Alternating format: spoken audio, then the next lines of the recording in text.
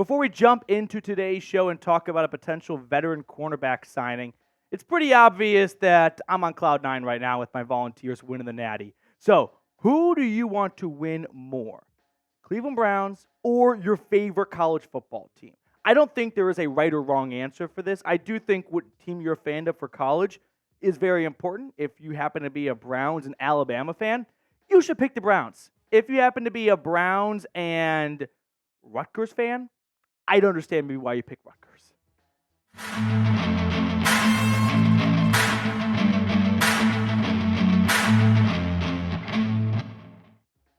First up on today's show, we're going to talk about potentially signing cornerback Adoree Jackson, former New York Giant, first-round pick by the Tennessee Titans, because Bleacher Report came out with an article that had a couple of free agent suggestions for the Browns, and this one jumped out to me the most as intriguing and I wouldn't say necessarily realistic, but a little bit more of an eye-popping name than some of the others. Now, some background on Jackson. Last year was a rough year for him with the Giants. Gave up 752 yards in coverage. That was the most in a single season by Jackson since his rookie season. So, not ending the way he would have hoped to have ended his time in New York. Former first-round pick by the Titans in 2017. I think he went to Clemson? I could get that one wrong. Yeah. So Adoree Jackson picked as a potential free agent target for Cleveland following minicamp and going into training camp. The first question I think we should tackle is, do the Browns need another cornerback? This is a cornerback room that's got 3 definitive starters, and so you would think Adoree Jackson would want to go somewhere where he could start. Now, maybe at this point in his career, after the season he had a year ago, that's no longer on the table. But I do think it is worth bringing up the topic of it's not a bad idea for the Browns to add some more depth to the cornerback room because, unfortunately, they don't have a great track record of keeping Denzel Ward and Greg Newsome on the field for very long. Like Denzel Ward in his career has missed 1 in every 5 games. Denzel Ward has missed 19% of games through a few seasons now. Now, Martin Emerson has been available every single game. The one game he has missed in his career was Week 18 last year against the Bengals when they sat everyone at the end of the season. But there is something to be said about 1 in every 5 games Denzel Ward is going to miss, and so you should be preparing to have a good backup, right? If you don't have a good plan, you are kind of destined to fail because banking on Ward to play a full season for the first time in his entire NFL career is not a very smart bet to make. So could Adoree Jackson be a worthy veteran addition? Like we just saw that depth chart. I like Cam Mitchell, 5th-round pick last year out of Northwestern. If he caught that 1 pick 6 against the Seahawks, the Browns, a very different season, but whatever. However, I think that the Browns could be interested in maybe adding a veteran corner because they really value the cornerback position. They use a first-round pick on it with Greg Newsome. They followed up the next year by going to get Martin Emerson with their first pick in the 2022 NFL draft. Like, they invested in Denzel Ward. They believe cornerback is one of the most important positions in the football field, and they're going to continually invest in it. So I could see Adoree Jackson being someone that catches the Browns' eyes because he does have a ton of experience, right? You can look at his career PFF ranks. It was rough last season, to say the least. He ranked 117th out of 127 qualifying cornerbacks. Now, up until then, he had been one of the better corners in the NFL. 31st in 2022, 15th in 2021. In 2019, 8th. He didn't play enough games to register a ranking in 2020. In 2018, 27. Like, there is one outlier here, and it's not all the good seasons. It's the one bad year. Now, maybe he is just getting old and he's just a bit washed at this point in his career, or maybe it was just Adoree Jackson was not a good fit for the New York Giants defense last year, which was kind of an absolute dumpster fire with Wink Martindale and the Giants just not being on the same page, like philosophy-wise and schematic-wise. Like those two were just never on the same book, let alone the same page. So maybe that's why we see Adoree Jackson take a major regression year, and the Browns feel like, you know what, that's a guy that still has some good football left in him, and we could really use some solid depth because we know that at some point we are likely going to need a backup to start for us at this position. Now, here's what Kristopher Knox from Bleacher Report had to say about this idea. He could also add value with his special teams experience. While the 28-year-old didn't see much time on special teams last season, he has returned 56 punts and 27 kickoffs in his pro career.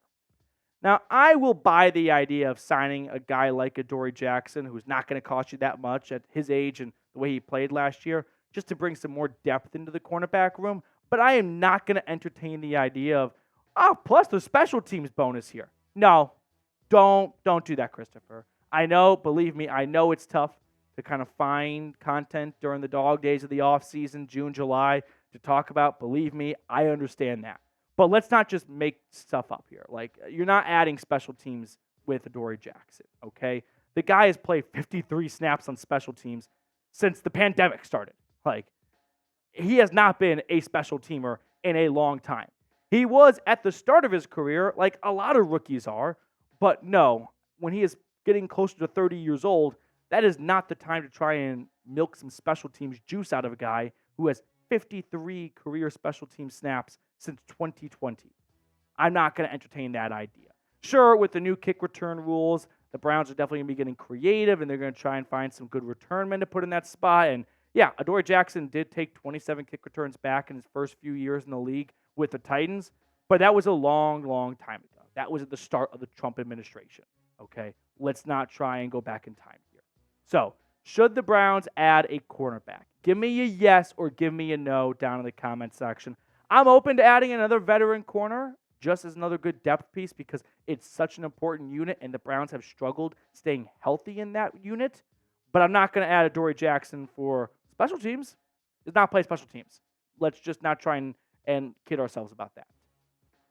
Now, I want to wrap up today's show by talking about ESPN's roster breakdown. They ranked all 32 rosters. They put the Browns at 12th, which I'm not going to get too up in arms over June roster rankings. Like, this is just when you know things are really slow in the sports world. Stanley Cup Finals are over. NBA Finals have been over for a while. College World Series just wrapped up.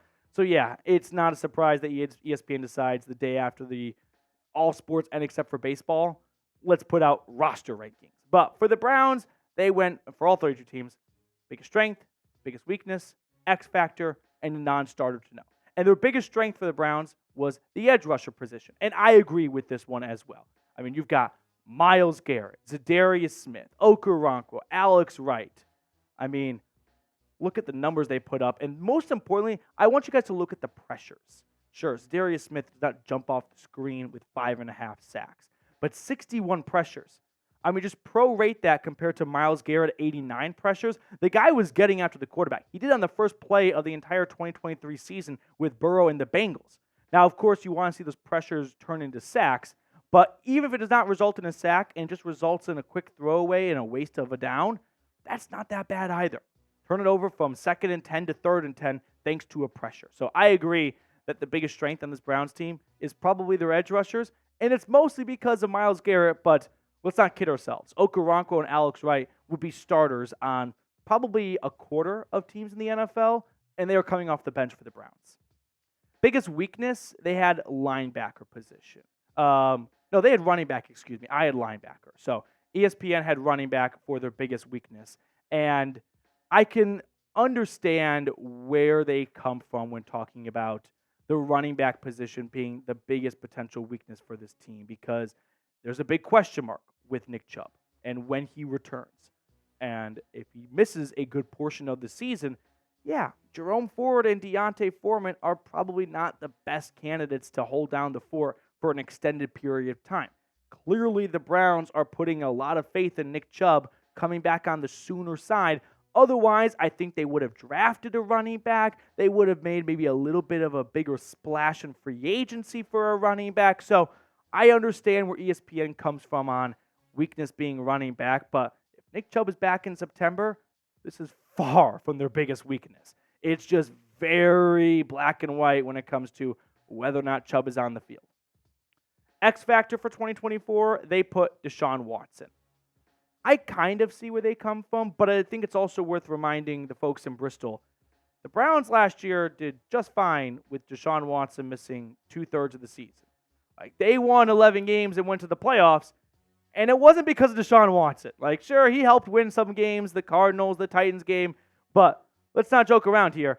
Deshaun Watson could be ruled out for the entire upcoming season tomorrow, and I still think this team with Jameis Winston at the quarterback position can win 10 games and go to the playoffs.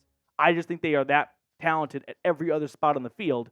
So, sure, X factor from the idea of pushing them above and beyond just making the playoffs, but actually making some noise in the playoffs. Yes, they will need Deshaun Watson to do that. That was obvious last year that they kind of ran out of gas with Joe Flacco at the very end, and that's where they need a legitimate, not that Flacco isn't, but, a real franchise quarterback to be a consistent guy for them week to week and not ride off of the Flacco magic for a couple of weeks following his signing from the couch. So, X factor for the Browns, okay, I guess it could be Watson, but at the same time, they did very well without him last year. I don't think he is the X factor they think that he is. Non-starter to note, ESPN put down Devin Bush, the linebacker they signed in free agency, former first-round pick by the Steelers, out of Michigan, comes over from the Seahawks where he played a little bit last year. He only played about 250 snaps or so, 13 games, 37 tackles, 5 tackles for loss. At Michigan, he was such a big playmaker at the linebacker position, and that part of the game just did not carry over to the NFL. The takeaways, the forced fumbles, the sacks, the interceptions, those have disappeared the last 2 seasons for him. But the Browns don't need Devin Bush to be some big playmaking linebacker. They've got Myles Garrett, Darius Smith, Denzel Ward. They got enough playmakers elsewhere. They need Devin Bush to come in on 3rd and 3 and stop the run. That's his job this year. And if he can do that job and he can prove that in training camp and preseason, the Browns linebacker core will be okay. If he can't, we're going to have a bit of a problem. Non-starter to know for me, and then the rest of my roster breakdown compared to what ESPN had. My biggest strength for the Browns, edge rusher. I agree with ESPN. Myles Garrett by himself makes it the best room in the entire roster. Biggest weakness, I went with linebacker because I love JOK, but JOK for the first time was able to stay healthy last year. Let's find out if there's a pattern to that or if that was kind of a one-off thing. Jordan Hicks, I think, is an adequate run stopper. I don't think when he's healthy and Anthony Walker's healthy, he's better than Walker, but the best ability is availability. And then Devin Bush, I do have concerns about. So I'd go with linebacker because I also think Nick Chubb is going to be back a lot sooner than ESPN believes. My X factor, I guess I put Watson because I just really couldn't think of a better X factor for this team. They are very well-rounded. You look at this entire roster, find me a free agent on the street that would start over any guy on this roster at the moment. So I know I kind of poo-pooed ESPN for Watson, and I kind of just fell the same trap that they did, but man, if Watson can deliver this year, we're talking about more than just making the playoffs, winning in the playoffs, going far. That's where Watson has to take this team. Not just making it, but once you get to the big dance, staying in the dance. And then my non-starter, I'll go with Nyheim Hines. He's going to be the 3rd running back on this depth chart, but he could have a huge role on special teams with the new kick return rule, and that could be a huge advantage for the Browns going into every single week. All right, who will have a better 2024 season? I have took up way too much of your time today. Who do you think it's going to be, Watson or Chubb? Let me know in the comment section below who you think will have a better 2024 season, as we will bring on producer Trace Gerard in a second here to pick a card to wrap up today's episode. Almost dropped all the cards. As Trace gets everything ready on his end. Who do you think's going to have a better year? I'll go with Deshaun Watson. I just think that the injury element of Chubb, sure, I think he'll come back sooner than other people realize, but I think Watson is going to – this is more of a wishful thinking than a gut feeling of he'll finally put it all together. Okay, Trace, what do you want to go with? I'm liking the 7 of diamonds today. 7 of diamonds? Yes, sir. I'm going to go with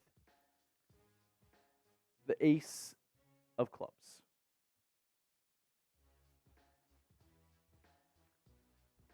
8 of spades. 8 of spades. I see Kristopher put 9 of spades. That's the closest one in the live chat right here. Kathy had 8 of hearts. That will do it for us on today's show. Thank you guys so much for tuning in. We will sign off, and we will see you all later.